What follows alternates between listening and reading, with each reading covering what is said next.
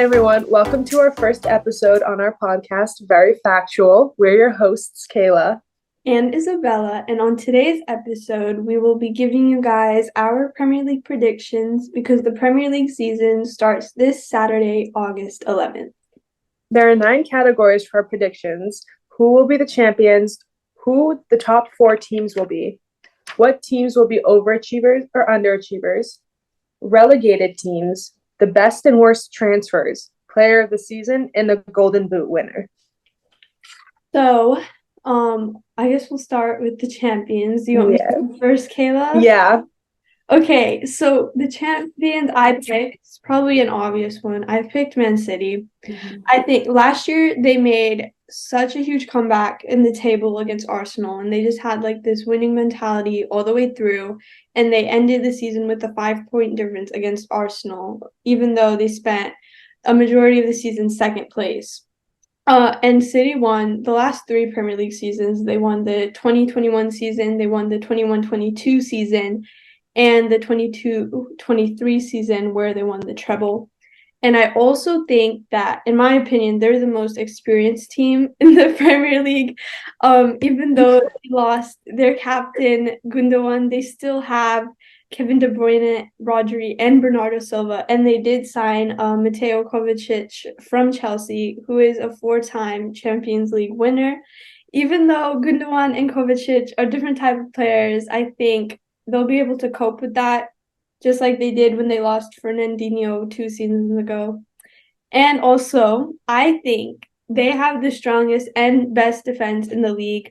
I think the Akanji and Diaz partnership is one of the best, along with Kyle Walker and Nathan Ake. And they have a new defender joining them from RB Leipzig, Vardiol. He is a very agile player, and his strength in passing while he's in possession will be helpful to City, especially in big games.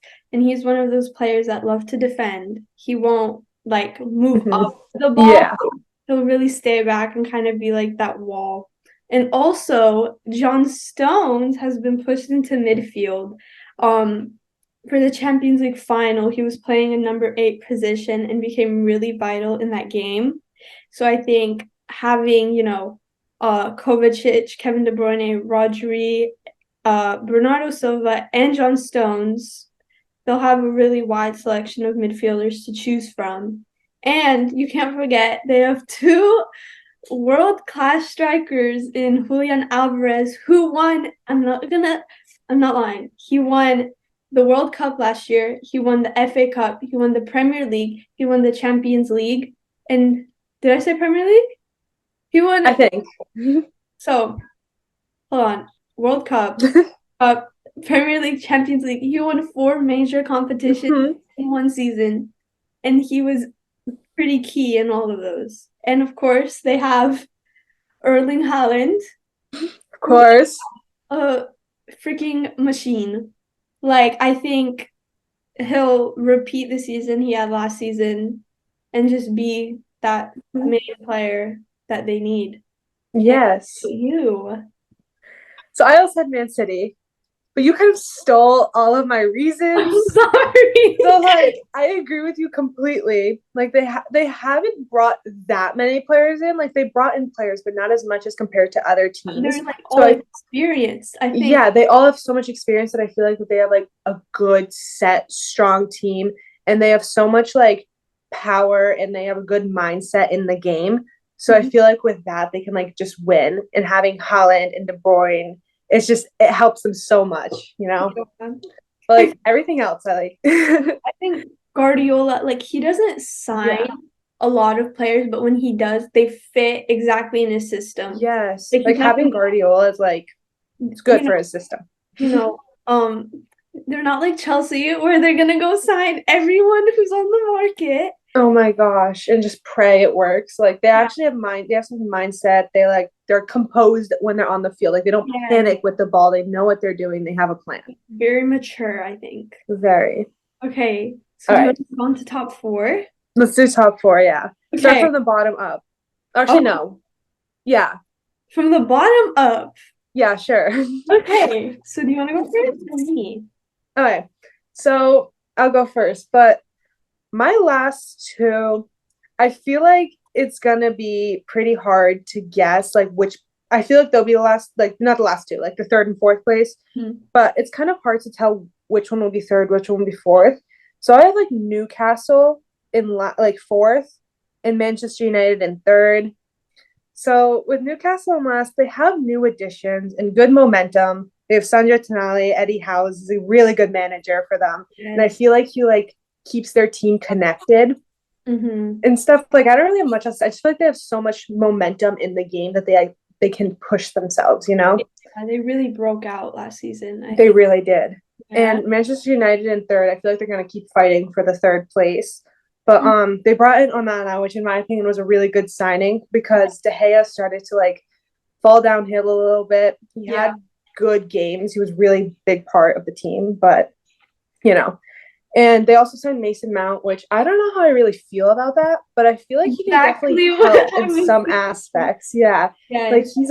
we needed like another, well, you didn't need one, but I feel like it was good to have another one that was skilled because I know that Mason Mount is very skilled and they have experience and the coach is already he just started last year and he's already starting to connect with them really well and he's building a team Yeah. compared to how old Solskjaer or however Solskjaer or however you pronounce his last name. Oh, Um he kind of like broke them apart. He kind of forced them to like not turn on each other, but they were comparing themselves, which like I feel like forced them to just be more independent than as a whole team. What Eric, no, not Eric, um, you know, but he did.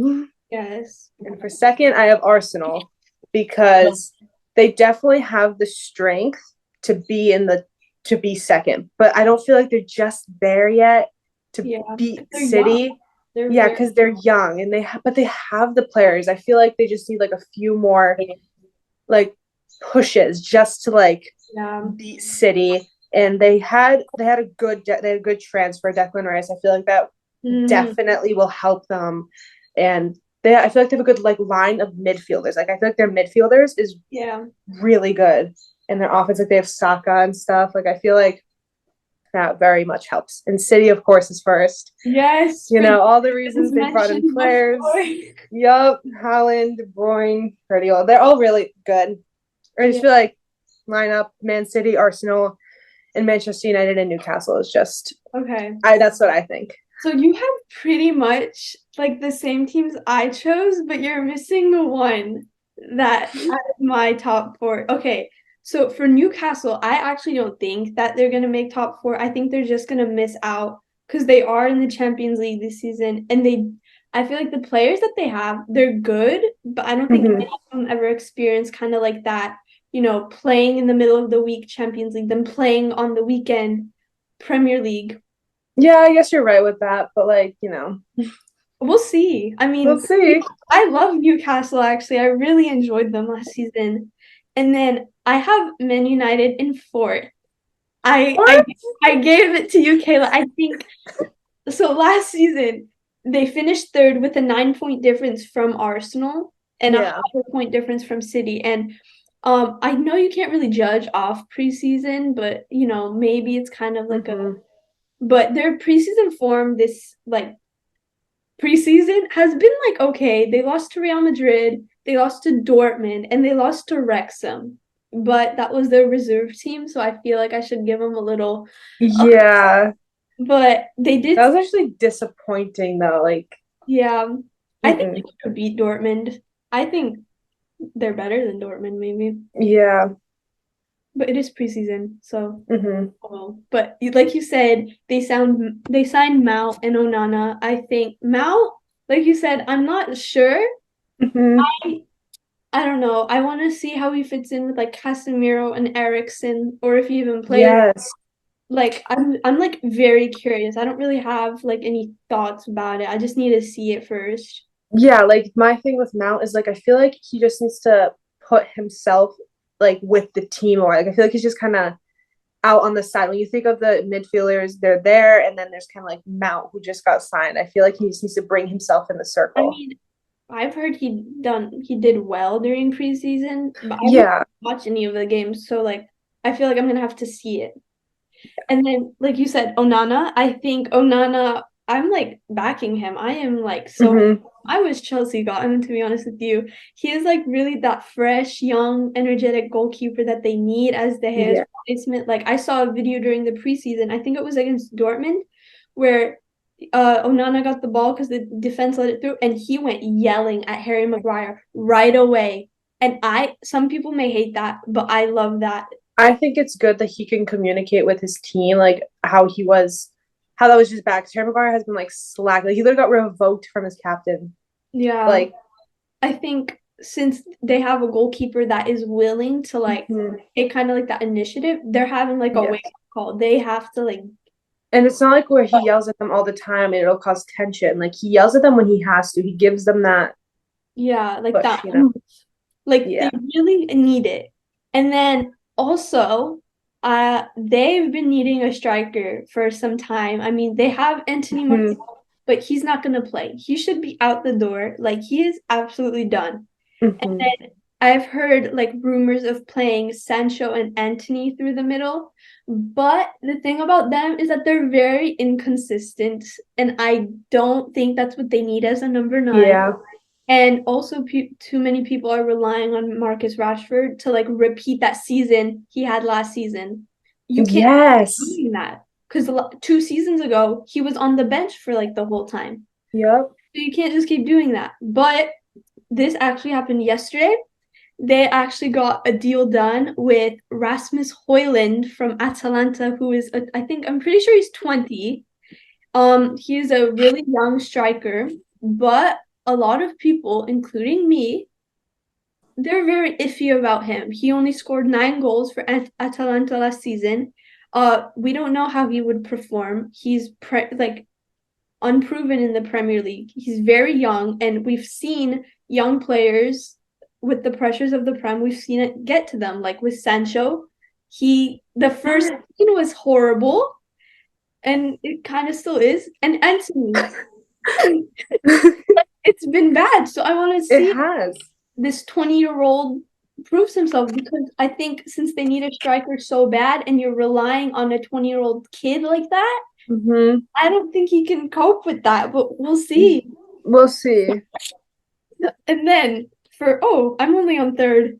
Third, I put Arsenal. Yep. Last season they obviously crumbled. I think the pressure really got to them. And because they're a young team, none of them ever experienced that kind of like title race, title winning thing. Another thing is that there's going to be no Gabriel Jesus at the beginning of the season because he has an injury. I Yes. learned that today, this morning. He has an injury which will keep him out for the beginning. And I've seen rumors of like signing another striker. I'm not sure because last season they had, who was it? Eddie and Kedia, I'm pretty sure. He was kind of like their number 9. Yep. And then this summer they signed Urian Timber from Ajax, who is a defender. And I've seen that he might play with another Gabriel that they have in the back or even replace him.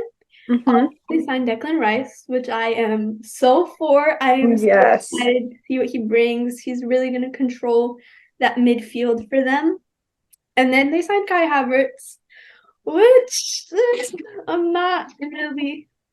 It's all right. I'm not entirely sure how that's gonna play out. No, I think they'll still make top 4. They'll have more experience than last season, and they'll be able to kind of cope with that pressure now because they've been through it and they know what to expect, like you said. Yep. And then second place, I have Liverpool. Last season Really? for Liverpool was a complete mistake. It was awful. They needed like this whole reality check. It was horrible, horrendous. But something that they did do this transfer window is that they really revamped their midfield. Fabinho and Henderson left, and they signed Alexis McAllister. And oh my gosh, I'm gonna have such a hard time with this name. Dominic Shove I don't know. Just Dominic.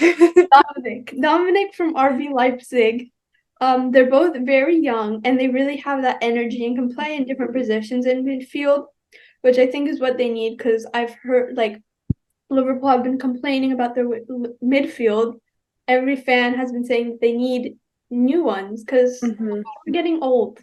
Yeah, if I was to put Liverpool somewhere, I would definitely put them like higher than last season. I'll put them probably like in like fifth or sixth Mhm. because I feel like they're like definitely gonna push themselves with the new signings and midfield and stuff. But Yeah, like I feel like still they're just gonna need one more season to get back on their feet, you know? I have a soft spot for Liverpool. Yeah, I know you do. You know that.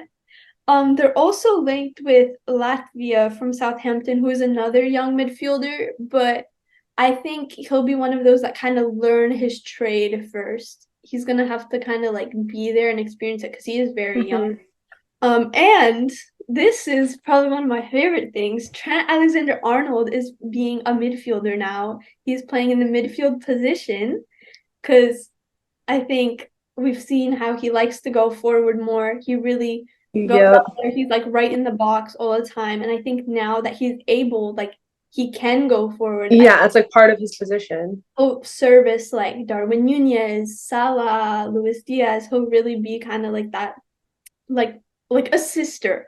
I Yeah, think like that person they need up there. yeah. And then obviously my number one is Man City, like Obviously, you said. I feel So like everyone thinks Man City's gonna win. They're very favored. yeah. Do you want to move on to overachievers? Yeah, you can go. Okay. So I actually, because towards the end of the season, there was this one team that did really, really good. And I really liked what they were doing. So I picked Aston Villa. They had a really good run toward the end of the season. They finished the season on a real high. They made it to the UEFA Conference League spot. I'm pretty sure they finished sixth, if I'm not mistaken. I'm pretty sure They it's were sixth. yeah, I think they were somewhere like around there. And they got a new manager, Unai Emery from Villarreal, who really transformed the team, really built back Villa and gave them kind of like this new mentality because Steven Gerrard from before, he was not cut out Mhm. at all. And this summer, I personally think they had a really strong summer transfer window. I don't know Yes. if they're done signing players or not, but they signed Moussa Diaby from Bayer Leverkusen. They signed Pau Torres Yes. Real. They got Yuri Tielemans on a free transfer from Leicester City, which I think is a really good transfer window for kind of like a mid-table team like that. But I think they'll make it like maybe to fifth place or maybe even shock us and make it to top four, which will totally Mm, contradict that my that'll be a big shocker if they make it to top four though. I'm backing them though. How about you? Hmm. So I also had Aston Villa for overachievers. I agree with you completely. Like Emery is a top quality manager and he has done great business.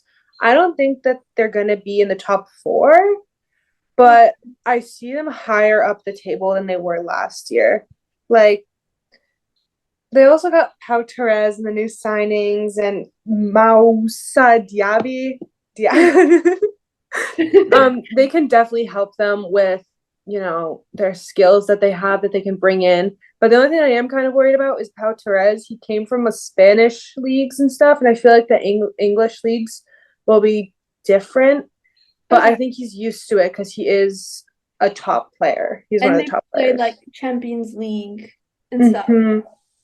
So yeah. We'll see. I think they'll do pretty good to be honest. Okay, Yep. underachievers, you wanna go? Yeah, so I have the Spurs, Tottenham Spurs. Okay. Um, they constantly aren't living up to my expectations. They Yeah, didn't have many new anyone's expecting. signings. Yeah.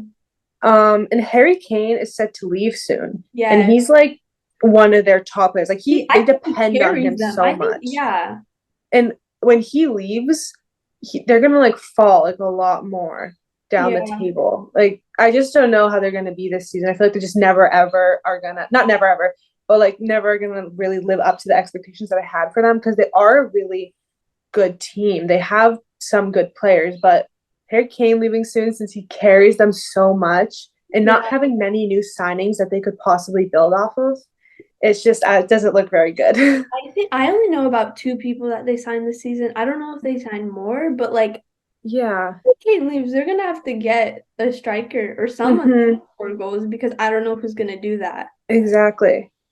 Okay, so I picked West Ham. Yes, there, yeah. I think the main reason is because they lost Declan Rice. And I think he was kind of like their rock almost. Mm-hmm. And they haven't signed anyone this summer so far to like replace him because no one Yeah. wants to go. Everyone is rejecting the bids. Like I knew Conor Gallagher from Chelsea was linked, but that didn't happen.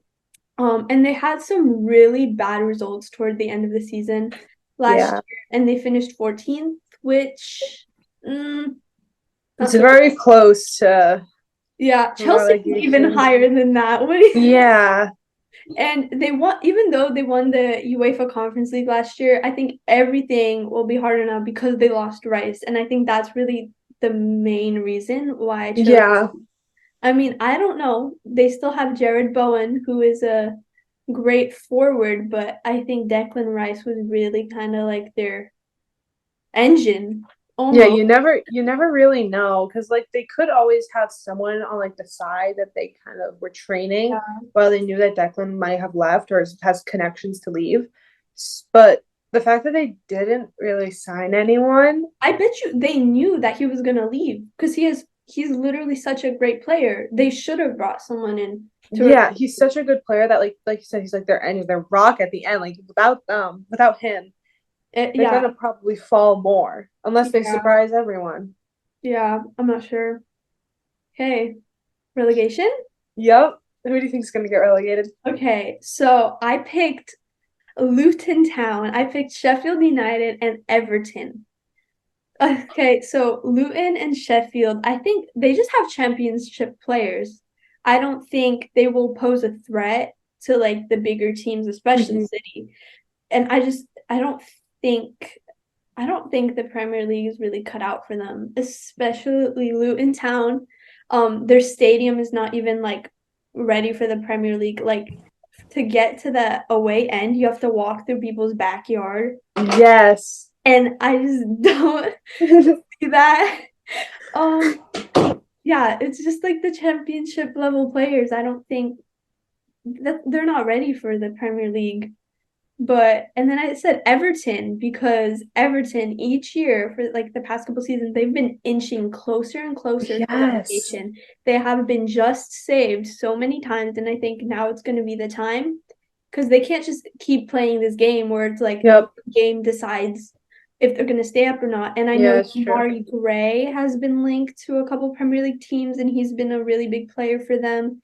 And I just don't think that they're going to make it out alive this time.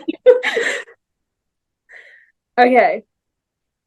Wait, was that all of yours? Yes, I am Yeah, done. How about okay. you?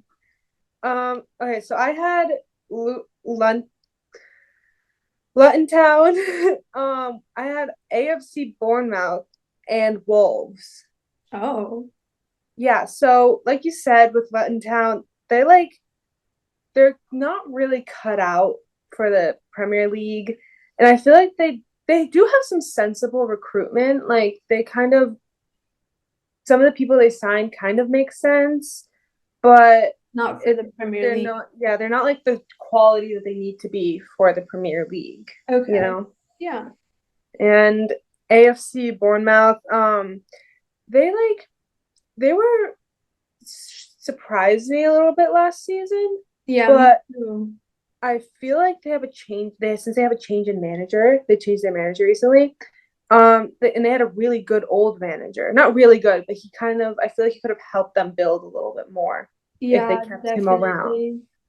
Like it could have gone well. I don't know. I'm kind of like iffy about they're either gonna be like right near the relegation or like gone, you know.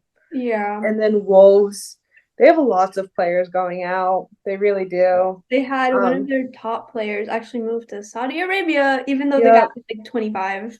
yeah, like Nathan Collins, Diego Costa. Like I just feel like they're not gonna have what it takes just to get themselves out of relegation. I Okay. don't really know. I just had this feeling from all this. Like I was reading them, and I was kind of like, Yeah, but they have a new manager and they're Yeah. losing a lot of people. Like they're players that really help them. So, Mhm. you know, I get that. I those get are my that. guesses.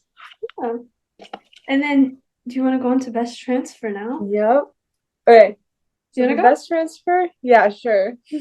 So for Go. best transfer, I had Onana. It Oh, was kind of difficult for me to like pick someone because I was iffy about everyone because it's so hard to tell who's going to be the best, who's going to be the mhm. worst. So I just kind of settled on Onana because he has the experience and he is a really good goalkeeper. And the fact that he replaced De Gea, I feel like we needed a new goalie. Like he was falling downhill, and Onana was kind of there. And if he goes in and really helps the team, like it's definitely gonna help him. And his debut wasn't the best, Yeah, I think we saw but that. yeah, but he clearly wants to do what he can for the team to keep them up and keep them,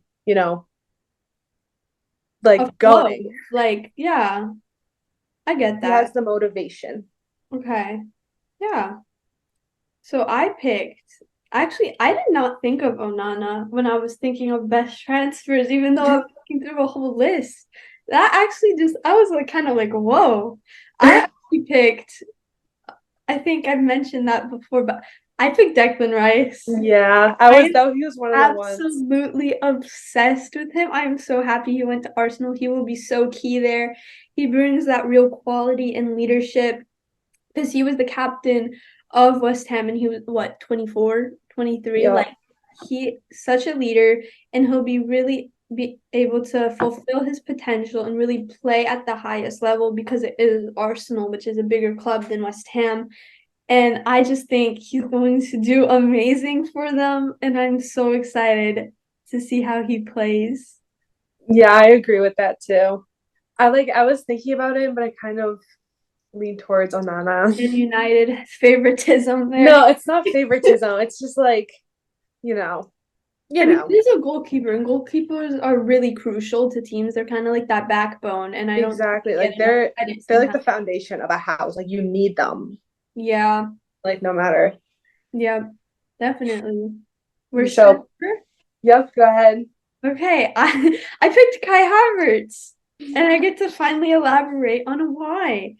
I seriously, when I saw that Kai Havertz was linked to Arsenal, I was absolutely confused. Why would Mm-hmm. you take a player who is so inconsistent and bring him to Arsenal? Like they had such a good season and they signed Kai Havertz Yeah, as that a was like staple. odd.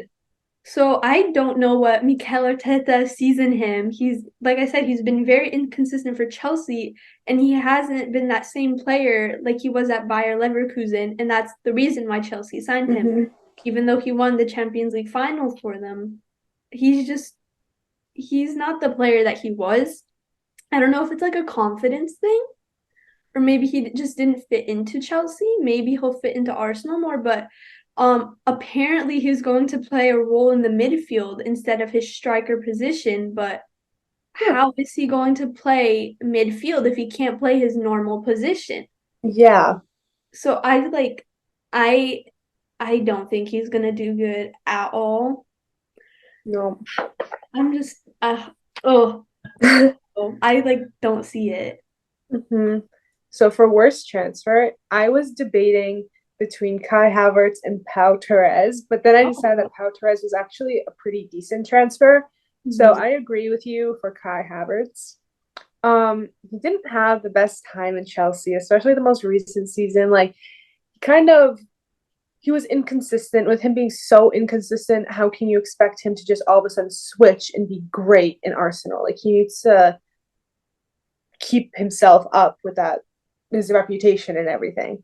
And I don't even know how he'll play a different position if he can't live up to his actual Exactly. position. Like Yeah. I agree with you with everything you said. Like it just doesn't make much sense. I don't feel like he's gonna do well at all. Okay. So who do you think the player of the season will be? I picked Declan Rice again. Really? Like I said, for the best transfer, you'll be able to see his full potential, and he'll be such a game changer for Arsenal and give the team like a different dimension. And I am just so excited for him. I know some people say Erling Haaland again. I mean, I could see that, but like Yeah. I am just so backing him, and I know it might be kind of like a weird pick, but I am so here for him. Yeah, no, I can agree with that. Yeah, I see that happening. Would you choose? Okay, so mine is kind of really random, but I felt like he could do it. I had Bukayo Saka. Oh, It's kind of unexpected, but he's still just 21 years old yeah, and he starts for England. yeah. Like the fact that he's that young and he still does that, and he's a key feature for Arsenal. Mm-hmm. Like Arsenal, he's an Arsenal Academy graduate, and he has the motivation to do this. And Yeah, since he's young, he seems to constantly push himself to be better and better because he knows he yeah, still has so much potential. So with him doing that, I feel like, and with Arsenal signing few people and the players around him, he can build himself to be the player of the season. yeah. I actually really like that pick. I know he's been very Yeah. good, but I don't know. That was It's actually a nice one. I yeah. That was good. Okay, now our last category that we have is Golden Boot winner. Who's gonna score the most goals this season, Kayla? I think I know who you're gonna pick. I picked Erling Haaland. Yes. I feel like that's not just the most obvious, but the most logical. Yeah. Like he's not just that he's favored, but I see him improving. In last season, he got 6 more goals than Harry Kane, and Hmm. Harry Kane was like really, really good. He's like a key player, and Yeah. he has the drive to do this just to score, and like he can definitely be the Golden Boot winner with his motivation and his skills. Yeah. Like you said, I think he's like a machine. He can put Mm-hmm. goals in blindfolded, whatever. He scored 36 goals last season in 35 games in the Premier League. That's not even all competitions. And now we have to see if he can match that or if he can get more. I think it will be hard to because he had such like a good first season. Now Yeah. he kind of has that pressure to score even more. Yeah, those expectations from fans. Yeah, but I don't know if he'll get as much as he did last season, but I think he'll still really be up there. But if he Mm-hmm. can score more, I mean, prove me wrong. Yeah, I sorry, but I feel like since he had such a good season last year, he's gonna have so many more defenders on him, making sure he's Because they know how he constantly plays covered. now. Yeah, he has to rethink, kind of have a new strategy and everything, but I feel like he's still capable of doing it. Yeah, and I can't really see anyone getting close to his numbers. I mean, especially if Harry Kane leaves, because what he got 30 goals Mm-hmm. last season, I'm pretty sure. Maybe Salah, but it's really Haaland's to take, I think. I think this is his record for a bit, especially Yeah, if Harry Kane leaves. yeah, Okay, sure. that was our first episode. All of our predictions for the season. Yes, we will see at the end if we were correct in any of them. Mm-hmm. So thank you so much, everyone, for joining us Yes. today. And please join us next week. Bye. Bye.